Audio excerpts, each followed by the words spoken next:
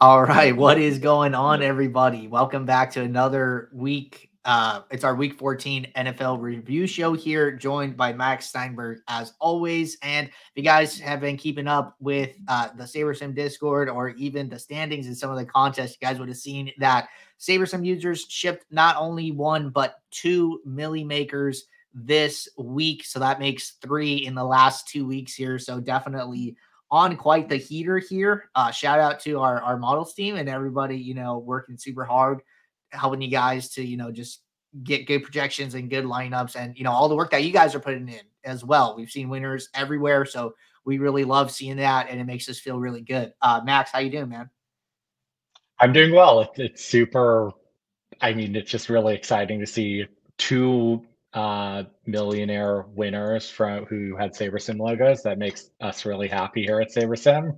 And it also gives us a lot to talk about for this review show. So Right. I thought it very was excited. really Yeah. interesting over on FanDuel. I think four out of the top five place finishes were all SaberSim, and they were all different users as well. So there was 100K in there. There was a 40K in there. There was like a 20K or something along those lines. And I mean, those are still awesome wins at the end of the day. So a lot of users making some money.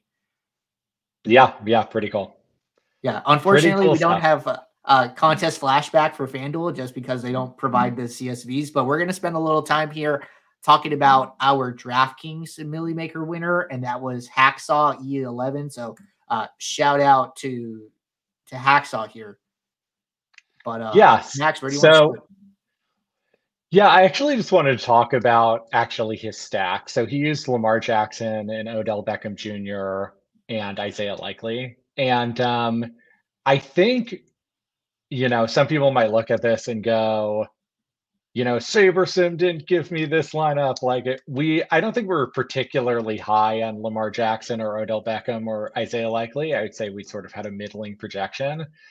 But there was a way with just a few projection adjustments that you actually could have got them pretty easily for good reason. So I just want to talk about something that I saw Absolutely. before Sunday that put me on a lot of Odell Beckham Jr. So first of all, there's an article that came out, and this is the kind of stuff that you want to look for as a user is something where SaberSim is just not going to account for it.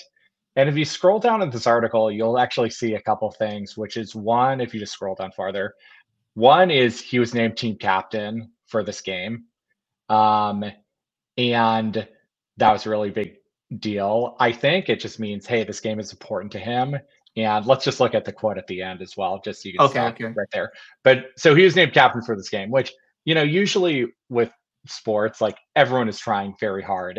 Sometimes these like revenge game narratives or motivation narratives don't really make a difference. But for a veteran who actually like his snaps can fluctuate quite a bit, I think it does matter that he cares more about this game because that might mean he actually plays more. And the fact that the coach is naming him captain for this game, I think, is important. Hmm. And you can see by this quote, he says, hopefully I can return the favor to them, referring to the Rams. The bye week, it couldn't have come at a better time. You're now going to the real season, 5 games that are setting up to be the real season. So that says to me, like, hey, he's sort of thinking here, earlier in the season, I'm a vet, he's had some injuries. Maybe he wasn't playing as much because they're trying to sort of save him for this stretch of the season. And that matters a lot. And um, because of that, if you go back to SaberSim, his projection we had at about 7.8, right? If his Hmm. projection becomes 9 points, becomes 9.5 points, becomes 10 points, suddenly he is literally the best value play at wide receiver on the entire slate. Hmm. And because of that, that little change really just completely changes the whole construction of your lineups. And you'd probably go from getting very little Lamar Jackson to very little Odell Beckham Jr. to getting quite a lot of them. And that's what happened to me is suddenly I was making this change and I was getting like 40% Odell Beckham. I actually had to try to like temper my exposure to him because I was like, well, I just sort of saw this article. Maybe I shouldn't go too crazy on this. But he ended up having really good stats, a lot of targets. It was not just luck. And I just want to talk about this last thing too, because would you click on the Twitter for Kevin Roth? So Absolutely. obviously, like weather is a very important factor. And if you're looking weather at Saturday night, this game looked like it was going to just be a torrential downpour the entire game. But about an hour and a half before the game started, you'd see Kevin Roth, who is a weather expert, talking about how, hey, the heavy rain we thought was going to be in this game has kind of is kind of like more east than we thought. And maybe this game is not going to get that much rain. And it really actually made a difference. In the first half, there was basically no rain. There was some rain. It was a little wet, but there wasn't that much rain.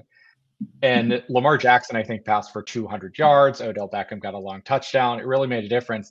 In the second half of the game, there actually was rain and things kind of slowed down a bit. But the fact that we got that window of light rain really, really helped this game, especially because the Rams are just such a bad defense and they're really strong in the offense, so they can create these shootout like games. So suddenly you see this weather, you can bump up Lamar Jackson a little more, you can bump up Isaiah Likely a little more. And for me, when I was building my lineups, the ROIs of these Lamar Jackson lineups, the theoretical ROIs, were sitting at like 300% for me. And they became my best lineups. So, these little things, especially in the right spot, can really change a play from like a okay play to like a really, really strong play. Yeah, especially if there's like not a lot of value, like you said. I'm actually kind of curious, talking about just like how users can make these adjustments to projections and like find these spots. Like, how did you stumble upon this article? Like, are you going like team by team on like Saturday and like looking at their You, homepages? you know what? My brother found the article, and I'm not actually sure how he sent it to me. I'm not sure how he saw it. I think he was just sort of scanning the news. It sort of just came up on Twitter, and he read the article, and he thought, "Huh, this is really interesting." Given, he's like a talented receiver, obviously, and he doesn't play that much, a lot of games. So Hmm. he was like, "You got to read this article. Like, what do you think of this?" And I thought, "Wow, this seems like something." Yeah, yeah, Yeah, absolutely. I love that. yeah, So again, shout out to Hacksaw here taking down the Millie. We are yeah. going to hop over and look at. Well, can I just talk about this for a second, a Yeah, yeah, little yeah. Of more? course, of Yeah, course. yeah. So I was just gonna say, so you're looking at this lineup. We rated actually pretty highly with a 60% ROI, which is a significant ROI, right? And that's with, Beckham's projection at 7.8, Mm, likely at true. 8.3, Lamar Jackson at 20.7, right? If you bumped up all of those projections, this is probably truly like an elite lineup, with the 20 per, like probably like a 200% ROI or more. So I just think that's something to highlight. And he basically went some chalk with, Joe Mixon and Drake London and Deebo Samuel.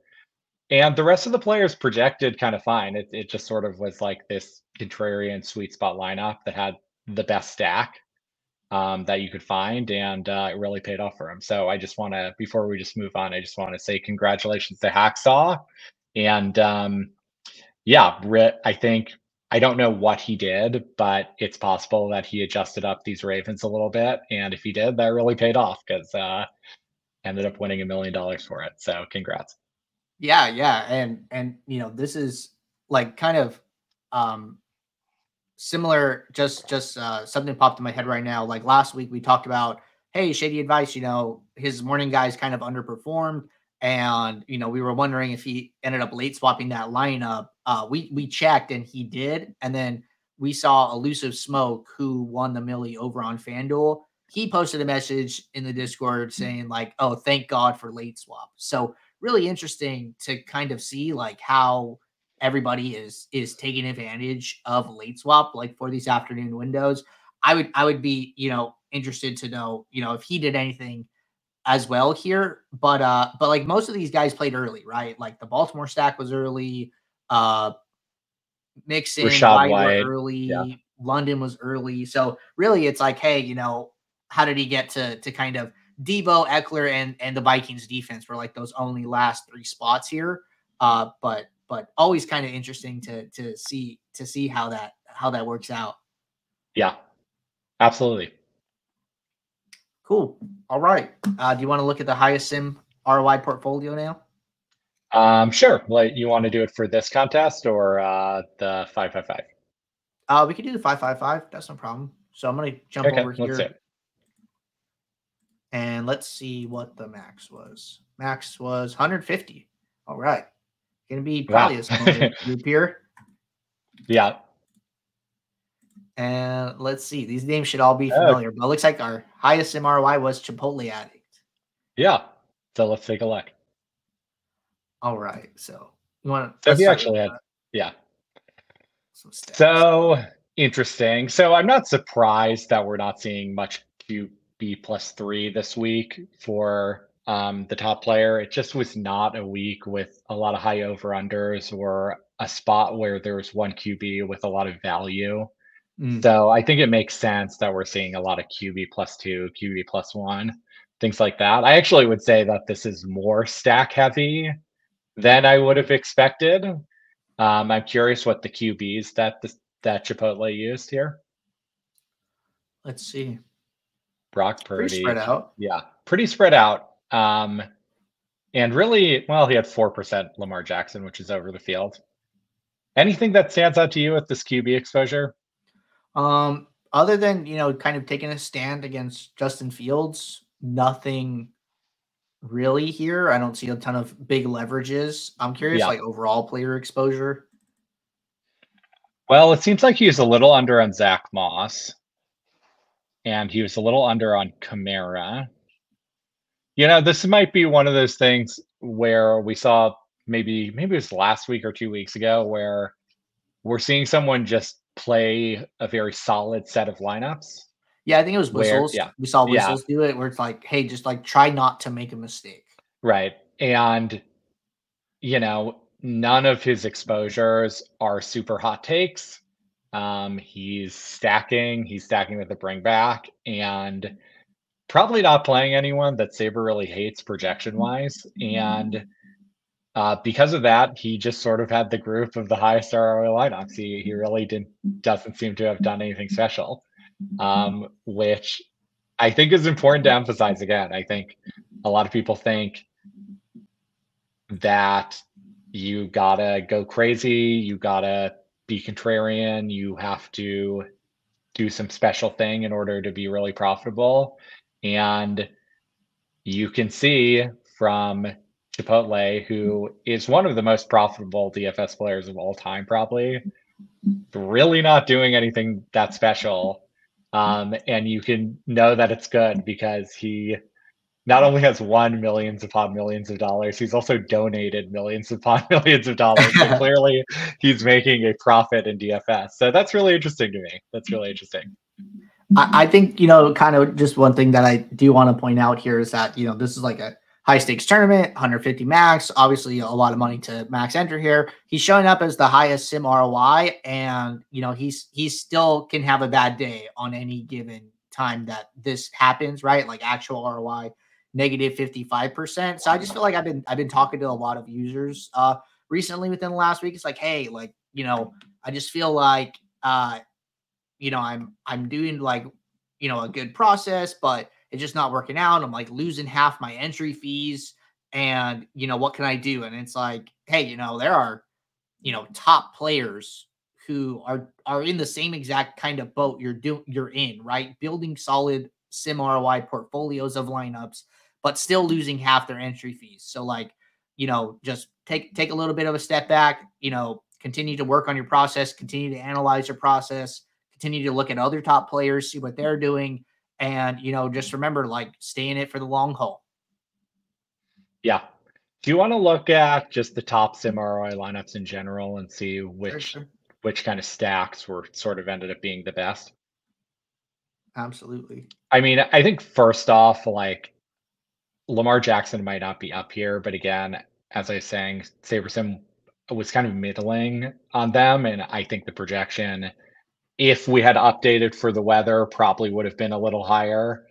And also with this OBJ thing, which SaberSim is just not going to account for. So I do think that that stack was just legitimately one of the best theoretical stacks.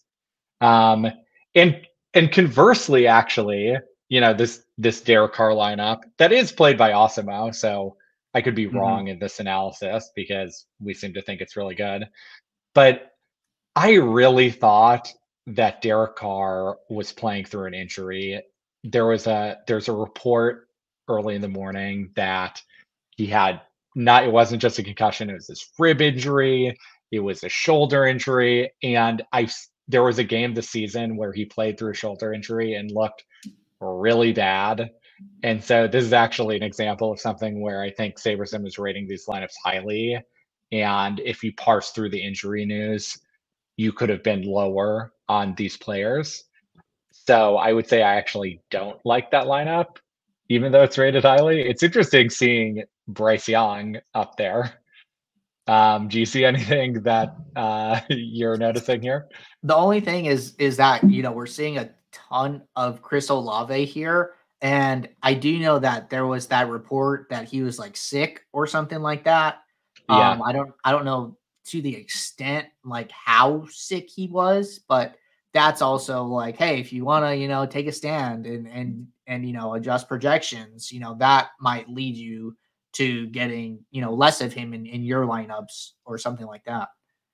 No, I think that's interesting because I'm starting to think a lot of these narrative driven things people kind of adjust for already. Like, for example, like Alvin Kamara, right? Like I mean, this isn't really a narrative, but Carolina is like notoriously a terrible run defense, right? And Kamara's ownership is going to rise with that narrative. And sometimes I wonder with these things, and with Olave, he's sick or like something like that. Like, if these get accounted for almost too much, and if there's enough smoke around some play, they could end up being a good play. Now, again, I thought Derek Carr was possibly injured, and that caused me to be lower on Olave. But I think the point kind of stands with, which is like, I think this happened with Trey McBride last week, right? As people are like, oh, he's questionable, he has a rib injury, tough matchup. And suddenly his ownership comes in really low and he becomes a really good play. So definitely sort of try to parse through when it's like, okay, is this really going to affect someone's play? Or is this just kind of smoke that isn't going to really make a difference? And with matchup stuff, be like, okay, is this matchup so obvious that this player's ownership is just going to become very high and it's going to be pointless?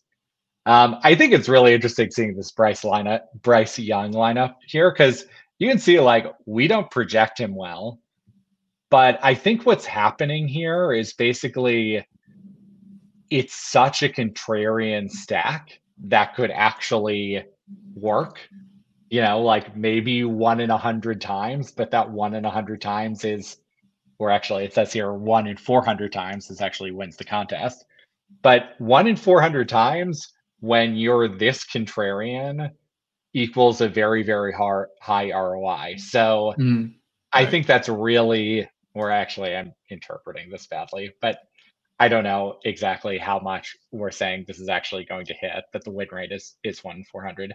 But anyway, you have such a contrarian stack, it doesn't have to be that good if you're actually confident that these ownerships are going to come in so low for it to be a high ROI. So that one really, really stands out to me.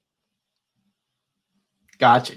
I mean, honestly, some of the things that really like catch my attention is like how players over the course of the season just kind of like I guess like DFS is just so interesting because like ownership can change so much week to week. Like there was like a stretch in like the, maybe like weeks like 2 through 8 where like Adam Thielen was just like crushing like every week. And then like people want to play him. And then his like ownership goes up. And then And then, him and like Carolina starts to do bad. And then it's like ownership goes down. Like now you're seeing him at like 1% ownership. And you just like see these guys kind of like fluctuate throughout the year. I just find those trends like so fascinating. Yeah, no, that I totally. I mean, it's another example of this narrative thing because I think the narrative around Thielen is, oh, he's old, you know. I don't know what you just did there. Right. He's old and like, maybe he's just like towards the later part of the season, he's just going to be washed. We have some error here, so I don't know what to do. I But don't know what happened. yeah, but basically, it's like, is that true? I mean, he did perform well last week, but like, if that's not true and he's just sort of going through a lull, he becomes a very, very good play, right? With Derek Carr, if his injury stuff is just bogus and he's actually healthy, he becomes a really good play. So I think that just sort of that's a really good point. It's just like, if ownership gets really depressed because of a narrative and it's wrong, that can pay off really big. And that's why some of these lineups are really high ROI, because they're affected by narrative and the ownership is getting depressed. And sometimes the narrative right and sometimes it's wrong. And if you can parse that really well, you can find really, really good lineups. For sure. Well, I think our team is doing some work on this contest on the back end here. So Max, do you want to wrap up? Sure. What would you say? Well, do you want to actually, can we just go over the FanDuel lineups I won really fast? Could you just go to Twitter and look at one of like Matt's posts with the screenshot and check it out? Yeah. Why don't we do that? So we can just look at it. Because we don't get to talk about okay, there we go. We don't get to talk about FanDuel a lot. Did he actually post the lineup? No, he didn't post the lineup. He might have posted it in Discord. But you could talk. I'll see if I find it. Okay. I'm just going to say, like, we don't get to talk about FanDuel that much because, we don't get the results like we do from DraftKings. But I think it would just be interesting to look at the lineup that won and see how it might differ, because it definitely was sort of like an interesting lineup. I think it was a Lamar Jackson stack, if I remember correctly, but it might have not been. But if you can't find it, then no, I didn't find it. Can't find it. And sadly, he has not tweeted yet. So, well, Lucius Smoke, if you're out there, you got to tweet to get your Rolex, man. So, yeah, man. Absolutely. Yeah. Same for Hacksaw. I'm sure they're aware, and I'm sure they'll tweet eventually. But they're probably still recovering. Yeah. Oh yeah, they probably partied really hard. But yeah, I can't find it. Yeah.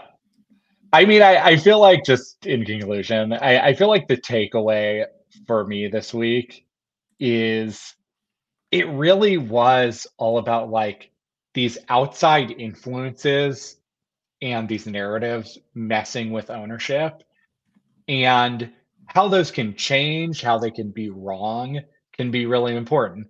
With Baltimore, right? SaberSim was projecting, we do our final sims like an hour and a half before the game start, right? An hour. So SaberSim was projecting with this just, the weather we had, right? It's projected for heavy rain. You have weather information that's different. Suddenly you go, all right, well, these players actually should be projected higher, right? And that, most people built their lineups thinking, oh, this is a torrential downpour, I don't care about this game.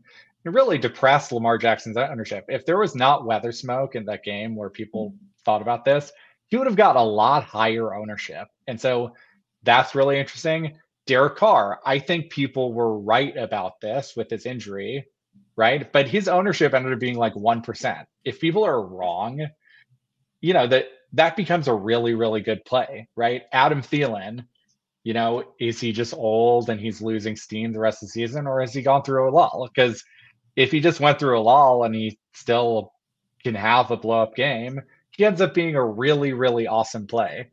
So I think just trying to parse these narratives, and if you really can have a take that sort of goes contrary to what the general feeling of a play is, those are going to be really the best tournament plays. And it paid off big time with this weather game with the 2 players who won $1 million. So definitely keep that in mind. I think you summed it up perfect. Not too much to add there. One thing I do want to say is that, if you are checking this out, wanted to hear us talk about the Millie Maker lineups here, and you're not signed up with SaberSim, we do have a 5-day free trial, which you can check us out in the description of this video and start your trial and see what we're all about. So hopefully we can keep the heater going. We'll see here, but I think that, everybody's really enjoying being in the community and celebrating everybody's wins. So we appreciate that. But we'll be right back here, guys, next week for our Week 15 review show. Until then, thank you, Max. As always, we'll see you guys. Thanks. Bye. Bye.